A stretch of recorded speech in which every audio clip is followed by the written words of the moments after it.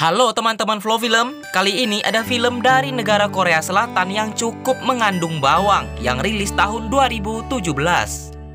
Film ini akan berfokus tentang kehidupan sebuah keluarga antara seorang ayah dan anak perempuannya, di mana di awal film kita akan melihat scene film yang menunjukkan ada seorang wanita malam yang telah bunuh diri.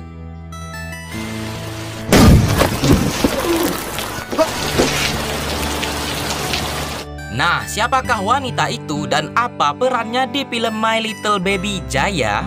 Untuk teman-teman semua, santaikan diri kalian, anggap dunia milik sendiri. Ayo kita mulai. Seorang ayah yang bernama Lee begitu bahagia ketika menerima surat bahwa anak perempuannya yang bernama Jaya telah diterima di SMA ternama di Korea. Ia pun langsung mendatangi anaknya yang sedang berlatih paduan suara di gereja.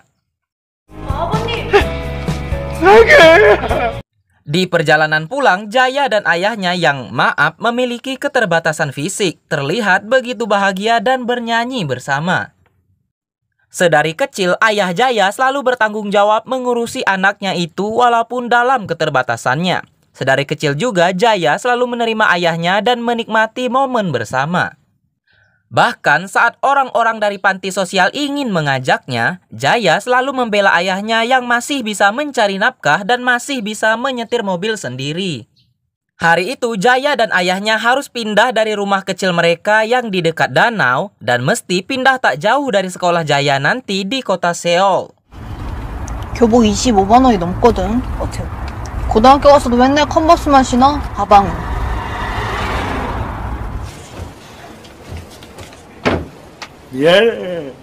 그러게 힘들게 왜 Ayah Jaya mencari nafkah dengan berjualan pakaian, dan ketika ia ingin mulai berjualan di seberang toko seseorang, ia pun harus diusir oleh pemilik toko tersebut. Namun karena wanita pemilik toko itu mendorong ayahnya, Jaya kesal lalu ia pun harus ribut dengan wanita tersebut. Jaya dan ayahnya beserta pemilik toko itu harus membuat surat perdamaian di kantor polisi. Dan di sana terlihat ayahnya Jaya begitu baik dan menghindari keributan.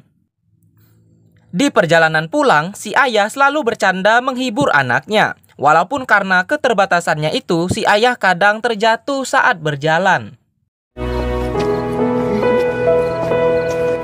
Esoknya, si ayah kembali mencari tempat berjualan, namun ia kembali diusir. Di rumahnya yang kecil dan sempit itu, terlihat Jaya menyambut ayahnya yang baru pulang berjualan. Jaya mengatakan kepada ayahnya bahwa mereka tidak harus memaksakan diri sekolah di sekolahan seni yang mahal ini. Bagi Jaya, sekolah di SMA biasa saja sudah cukup. Namun, si ayah meyakinkan Jaya untuk tetap semangat karena ia bisa membiayai sekolah si Jaya. Singkat cerita, tibalah hari pertama Jaya bersekolah. Anak-anak kelas 1 disambut oleh senior-senior mereka termasuk kakak kelas idaman para wanita yang bernama Yujung, yang juga keponakan dari ketua direksi di sekolah itu. Saat Jaya telah duduk di bangku kelasnya, kemudian datanglah 3 orang siswi yang terlihat penuh kesombongan. Mereka adalah Rory, Bora, dan bosnya bernama Hyeseon. Mereka pun dengan sombongnya mengusir Jaya dan memaksanya untuk duduk dengan seorang siswi culun bernama Min Hyung. Untunglah hari itu si ayah mendapat lapak berjualan di dekat para penjual makanan. Para pedagang-pedagang di sana menyukai si Pak Lee ini. Di sekolah, masuklah guru seni bersama si Yujung yang sebagai ketua dari grup paduan suara di sekolah itu, dan akan mengetes satu persatu suara dari murid di sana, dan yang lolos akan menjadi anggota paduan suara. Biasanya si Hyeseon lah yang selalu mendapat nilai tertinggi saat menampilkan seni suara. Namun ketika Jaya maju ke depan, skill suaranya begitu indah membuat seluruh kelas bertepuk tangan dan membuat Hyeseon semakin tidak menyukai Jaya. Saat di kantin sekolah, Jaya makan siang bersama teman barunya itu si Min Hyung. Di sanalah Min Hyung mengatakan bahwa cukup bahaya bagi anak murid manapun yang melewati nilai si Hyeseon, anak paling kaya di sekolah itu. Sementara itu, ketua paduan suara sekolah yaitu si Yujung begitu berprestasi di sekolah itu dan akan mendapatkan beasiswa untuk melanjutkan sekolah ke Amerika. Dan ternyata si Yujung ini adalah gebetan dari si Hyeseon. Saat pulang sekolah, Min Hyung takut jika terlihat akrab dengan si Jaya saat ada Hyeseon berserta gengnya. Namun Jaya tidak takut dan meyakinkan Min Hyung bahwa ia akan melindunginya. Saat di perjalanan pulang, Jaya dan Min Hyung bertemu dengan si ayah yang sedang berjualan. Si ayah pun memperkenalkan putrinya itu kepada teman-teman pedagangnya di sana. Ternyata teman-teman pedagang Pak Lee begitu senang dengan kehadiran Jaya, lalu memberikan berbagai makanan gratis kepada si Jaya. Setelah itu Jaya dan Min Hyung semakin akrab, mereka jalan-jalan, shopping-shopping dan bernyanyi bersama.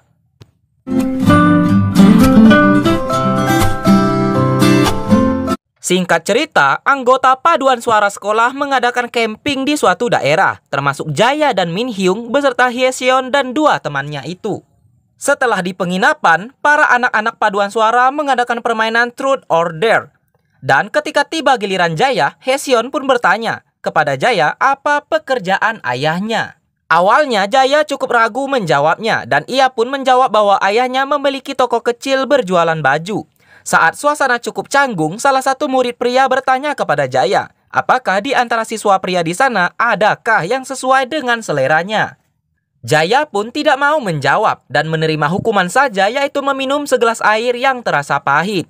Esok paginya saat Jaya keluar untuk mencari angin segar, tiba-tiba datanglah si Yujung lalu mengatakan bahwa ia begitu menyukai Jaya. Yujung tidak tahu bahwa Bora teman si Hyeseon mengikutinya, dan saat Yujung mencium Jaya, Bora mengambil videonya. Dan esoknya di sekolah, Bora memperlihatkan video itu kepada Hyeseon, dan tentu saja membuat Hyeseon begitu dendam kepada Jaya. Setelah pulang sekolah, Hyeseon dan kawan-kawannya menarik Min Hyung ke lantai atas sekolah. Mereka memukuli Min Hyung dan akan bertanya sesuatu tentang Jaya.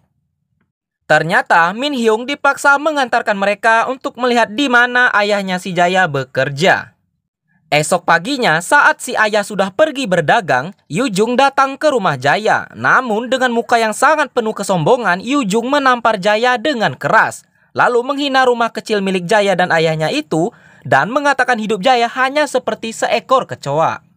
Yujung mengatakan bahwa Jaya jangan bermimpi mau masuk ke kehidupannya. Jaya pun mengatakan bahwa ia sama sekali tidak punya rasa kepada Yujung. Yujunglah yang memaksa menciumnya saat itu.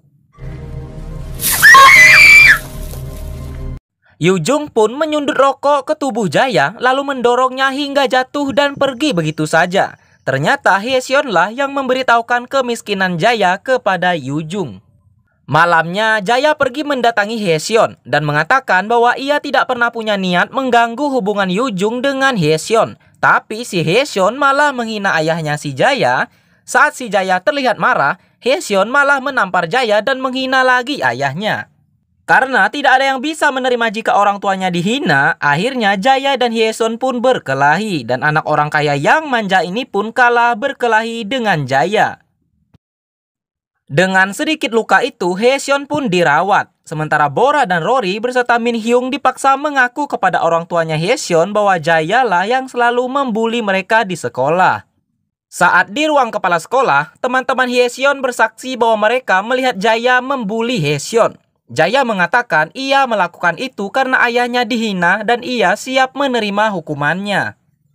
Para guru-guru di sekolah itu begitu sinis melihat Jaya. Bagi Jaya, ia tak apa harus bersekolah ke sekolah lain. Namun si ayah malah berlutut memohon-mohon agar putrinya itu tidak dikeluarkan dari sekolah, membuat ketua direksi begitu memandang rendah kepada ayahnya Jaya, dan Jaya pun akhirnya dikeluarkan. 돈이 없으면 그냥 떳떳하게라도 하면. Demi membantu ayahnya, Jaya bekerja di sebuah minimarket. Ia pun selalu menyempatkan diri menulis diari dan menyimpannya di sana. Pemilik toko tempat Jaya bekerja terlihat begitu baik kepadanya. Dan si bos juga seorang mahasiswa di jurusan hukum. Si bos meminta Jaya untuk memberikannya surat izin bekerja karena Jaya masih di bawah umur. Esoknya, Jaya meminta tolong kepada bosnya untuk membuat surat keluhan tentang apa yang ia alami di sekolah yang akan ia serahkan pada Departemen Pendidikan. Setelah itu, Jaya ditemui oleh si Min Hyung. Min Hyung terlihat sangat sedih karena tidak berani membela Jaya saat itu.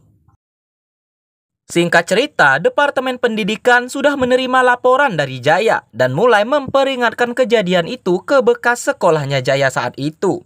Jika sekolah itu sudah berlabel buruk, maka beasiswa Yujung ke Amerika bisa saja dibatalkan, apalagi jika sampai tersebar ke media. Di sekolah, Hyeseon dan teman-temannya kembali merundung Min Hyung. Mereka memaksa Min Hyung membuka pesan di HP-nya. Ternyata ada pesan dari Jaya yang mengajak Min Hyung merayakan ulang tahun bersama di rumahnya. Di rumahnya, Jaya terlihat sedang berdandan menunggu Min Hyung. Saat pintu diketuk, betapa terkejutnya Jaya bahwa yang datang bukan hanya Min Hyung saja. Ternyata Hyeseon, Yujung, dan beberapa teman pria mereka juga datang. Dengan muka mengejek, mereka semua seakan-akan ingin merayakan ulang tahun Jaya bersama. Mereka pun terus menghina rumah si Jaya. Dan teman-teman pria Yujung menarik Jaya ke dalam rumahnya. Mereka pun memperkosa Jaya sambil merekamnya. Sementara ayahnya masih sibuk berdagang. Sementara Min Hyung ditahan di luar rumah dan jika ia berani menolong Jaya, ia pun akan diperlakukan seperti itu juga. Setelah itu, Min Hyung pun pulang dengan rasa syok yang amat sangat dalam melihat apa yang terjadi dengan sahabatnya. Sementara si ayah belum juga pulang karena diajak teman-teman pedagangnya untuk minum-minum dulu. Setelah kejadian itu, Hyeseon mengancam Jaya dengan video yang telah direkam oleh teman-temannya itu. Jaya pun memohon untuk tidak menyebarkannya. Sebuah tamparan keras pun mendarat ke muka si Jaya. Hyeseon pun mengatakan bahwa orang miskin seperti Jaya tidak akan pernah menang. Jaya pun diancam untuk menuruti semua perintahnya. Setelah itu, hampir setiap hari teman-teman pria Yujung bergantian mendatangi lalu memperkosa Jaya yang tidak bisa melawan dengan ancaman penyebaran video itu. Bahkan di suatu malam, Hyeseon menjual Jaya kepada seorang om-om. Di tempat hiburan malam, Hyeseon berjanji akan menghapus video itu jika telah selesai dengan si om-om itu. Namun, ya, janji hanyalah janji. Di rumahnya, Jaya masih terlihat biasa di depan ayahnya. Ia tidak pernah menceritakan kejadian-kejadian yang ia alami. Bahkan tidak memperlihatkan kesedihan sedikit pun di depan ayahnya itu. Tapi ia menceritakan semua kejadian itu di buku diarinya yang ia simpan di tempat ia bekerja. Singkat cerita, 6 bulan telah berlalu. Terlihat di tempat Jaya bekerja sedang ada pekerja wanita lain yang tanpa sengaja menemukan buku diarinya si Jaya. Saat di rumahnya, Pak Lee didatangi si pemilik minimarket tempat Jaya bekerja. Lalu si bos itu menyerahkan buku diarinya Jaya kepada Pak Lee sambil si bos mengatakan, dia pernah bekerja di tokoku.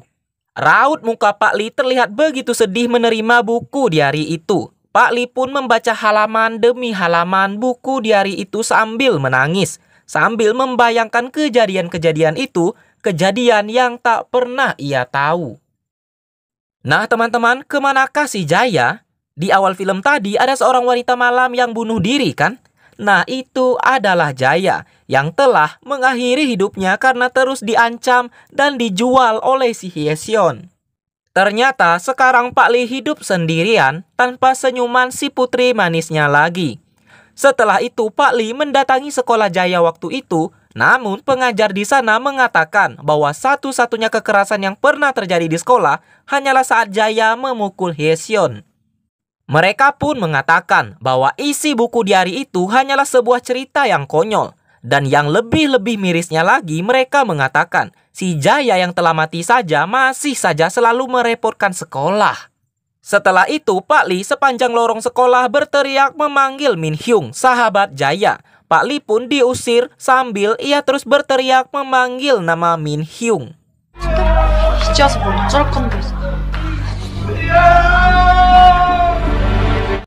Setelah itu juga, Pak Lee datang ke kantor polisi lalu menyerahkan diari itu. Namun karena Jaya telah meninggal dan tidak ada saksi atas kasus itu, Pak Lee pun kembali pulang dengan tangan hampa.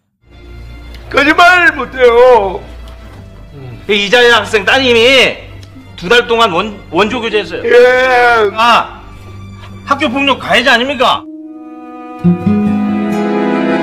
Min Hyung yang tahu ia dipanggil saat di sekolah tadi datang menemui Pak Lee. Ia pun mengatakan semua yang ditulis Jaya di buku diarinya itu adalah benar adanya. 이렇게 시달린 거 전부 다 Sambil menangis, Pak Lee sendirian datang ke gereja. Rasa sakit yang begitu dalam bagi seorang ayah. Nah, beberapa hari kemudian, terlihat Min Hyung mengajak Hyecheon, Bora, dan Rory pergi ke atas gedung sekolah mereka. Di atas sana, Min Hyung mengatakan kepada Hyecheon bahwa ia telah menuruti semua perintah Hyecheon selama ini. Min Hyung meminta mereka bertiga mengakui semua perbuatan mereka kepada Jaya. Saat mereka akan memukul Min Hyung, tiba-tiba dari belakang mereka datanglah Pak Lee yang langsung menyiram air keras ke depan muka Hyecheon dan teman-temannya. Mereka bertiga pun berteriak kesakitan dengan muka yang mulai melepuh. Yoo Jung pun tanpa sengaja melihat berita kejadian yang dilakukan Pak Lee kepada teman-temannya itu. Yang sekarang Pak Lee menjadi seorang buronan. Yoo Jung pun terlihat sangat panik dan mencoba menelepon Hyecheon. Saat Yoo Jung pergi ke parkiran untuk mengambil motor mahalnya itu, tiba-tiba datang sebuah mobil yang langsung menabrak Yoo Jung di sana. Ya, mobil itu adalah mobil Pak Lee. Pak Lee pergi ke rumah kecil pertamanya di dekat danau saat itu sambil membawa sesuatu. Ternyata itu adalah Yoo Jung yang masih hidup beserta ketiga teman prianya yang telah memperkosa Jaya dengan kaki dan tangan yang terikat dan mulut yang terlakban. Saat penutup mulut Yoo Jung dibuka, Yoo Jung mencoba membujuk Pak Lee dengan uang. Namun Pak Lee tak peduli dan menutup mulut Yoo Jung kembali. Saat penutup mulut ketiga teman Yoo Jung dibuka, mereka pun mengatakan bahwa Yoo Jung lah yang punya ide dan memaksa mereka bertiga melakukan semua itu. Pak Lee pun mulai memukul dan menusuk-nusuk 2 dari 4 orang itu. Namun satu orang teman Yoo Jung berhasil melepaskan ikatan di kakinya, lalu mendorong Pak Lee dengan tubuhnya. Pak Lee yang keterbatasan itu cukup terdesak, lalu ia pun berhasil meraih sebuah kabel dan mencekik pria itu terus hingga meninggal.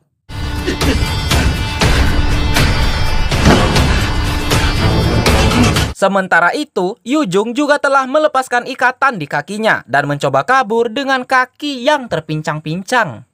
Untunglah Pak Lee berhasil menyusul Yoo Jung lalu merendam muka Yoo Jung ke dalam genangan air hingga Yoo Jung pingsan. Saat Yoo Jung siuman, ia telah berada di sebuah perahu bersama Pak Lee di danau itu.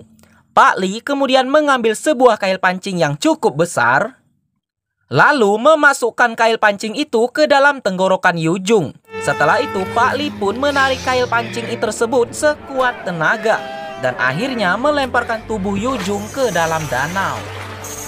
Saat pagi tiba, Pak Lee menatap langit sambil mengingat kenangan-kenangannya bersama Jaya. Nah, teman-teman Plot Film, berakhir sudah film My Little Baby Jaya yang tahun 2017 ini, dan endingnya cukup memuaskan bagi saya pribadi karena Pak Lee berhasil membalaskan dendam kepada teman-teman, bukan teman-teman sebenarnya sih, kepada orang-orang yang memperlakukan buruk sekali kepada anaknya. Dan teman-teman Plot Film, semoga kita semua terhindar dari hal-hal buruk yang tidak kita inginkan. Dan sampai jumpa di alur film berikutnya. Salam dari Flow Film.